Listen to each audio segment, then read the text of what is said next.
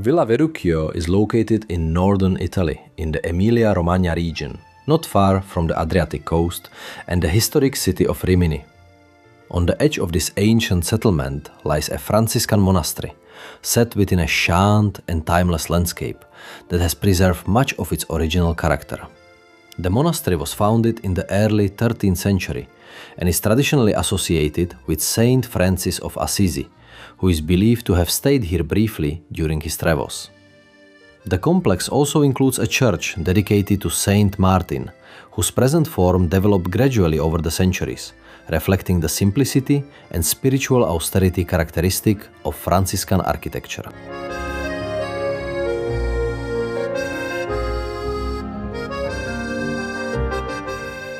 Here, in the quiet courtyard of the Franciscan monastery, stands a tree considered one of the most remarkable and revered in all of Italy, the Cypress of Saint Francis.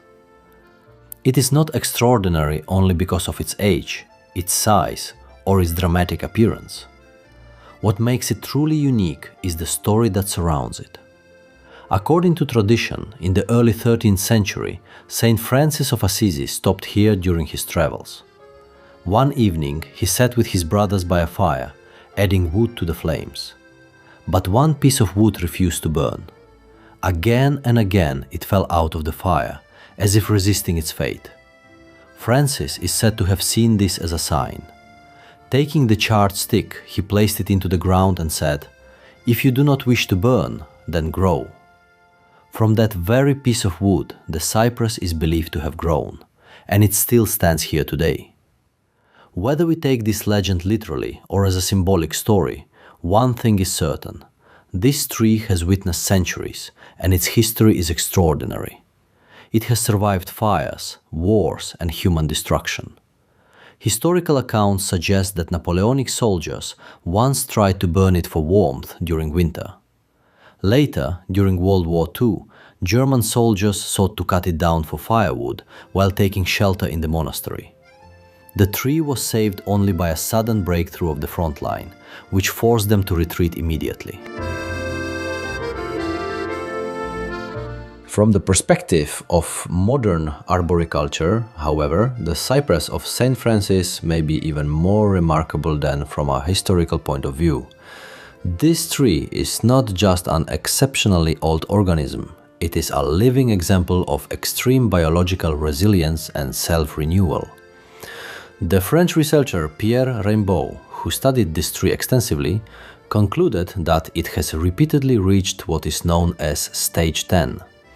This term describes an advanced phase in the life of ancient trees, where the original trunk loses its integrity, breaks apart and undergoes structural collapse.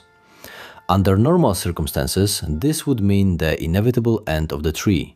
But in rare and extraordinary cases, something different happens. The process of decay becomes a process of renewal. Such trees are often referred to as phoenix trees. When we look inside the vast cavity of this cypress, we observe a fascinating phenomenon. Along the inner walls of the trunk, living columns of cambium descend, resembling flowing wax. Within these structures, new root systems begin to form. From its crown and remaining living tissues, the tree literally sends new roots downward through its own decaying trunk until they reach the soil. There, a new functional root system gradually develops. In other words, this tree has not survived despite its decay, but because of it. From the biological remnants of its own body, it has repeatedly rebuilt itself. This makes it not only an extraordinary natural phenomenon, but also a unique subject of scientific study.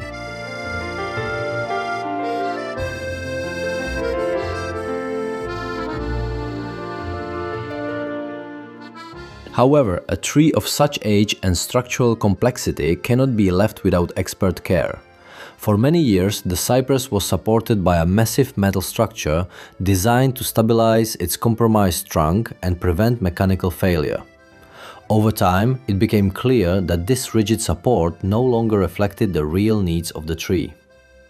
Ancient trees are not static objects. They are constantly in motion, responding to wind, gravity, and their own growth processes. They naturally sway, flex, and even rotate at a microscopic level. A structure that is too rigid can therefore become a problem. Instead of protecting the tree, it begins to restrict its natural biomechanics and creates new points of stress. This is why leading Italian specialists in the care of senescent trees, Giovanni Morelli and Stefania Gasperini, took over the conservation work. Their goal is not to repair the tree in a technical sense, but to understand its biology and design support that respects the way it truly lives. The first step was the removal of paving around the base of the trunk, followed by a very careful reduction pruning aimed at relieving the crown without compromising its vitality. The tree was then examined using acoustic tomography at 3 different levels. This method allowed experts to map the internal structure of the trunk and better understand how new root systems are developing within the hollow. The result will be the installation of a new, fully dynamic stabilization system. Instead of rigid supports, cylindrical elements with integrated springs, shock absorbers, connected by steel cables will be used. Such a system provides support at critical points while still allowing the tree essential freedom of movement. In other words, it will not prevent the tree from living its own way. It will support it in doing so. And alongside great history and scientific admiration, the tree is also connected to a small, deeply human story. The local monks tell of an old brother who struggled with pigeons nesting in the crown of the cypress. Every morning he would walk outside, place his rifle beneath the tree, and then go into the church to pray. God, in 10 minutes I'm going out to shoot the pigeons.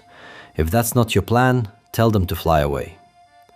And when he was later asked what happened on the days the pigeons didn't leave, he would simply smile and reply, "Then we had pigeon for dinner."